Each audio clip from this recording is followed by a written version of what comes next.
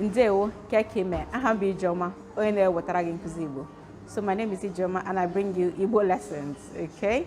So you're welcome to this channel. If it's your first time here, this is where I give you Igbo lessons, okay?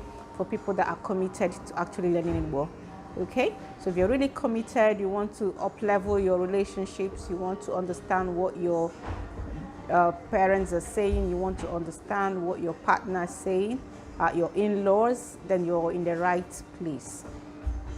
Okay, so today we have parts of the body. Okay, parts of the body. So isi, anya, nti, nti. So Tiffany, this is for you. Tiffany says, what is the difference between nti and nti? So this is cheek, nti, nti. And that one is nti, nti, okay? So notice that the end of this one is high, nti, nti. And this one is nti, nti, it's quite low, yeah? Nti, nti. So it's the same spelling, but different pronunciation. Nti, nti. Oh, Tiffany, I hope that's clear. So let's get on to the other parts. Ono, imi, ngo, shoulder. Yeah, again.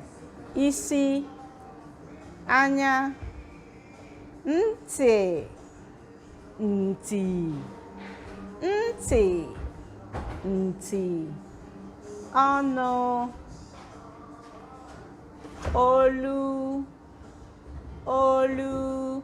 So olu again can mean two things. It means neck. It also means voice.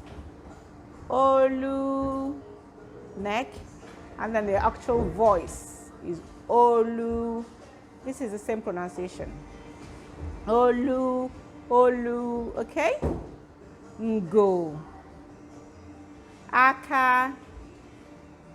Okay. Aka. Ngwachisiku ike o na asụkwa Igbo.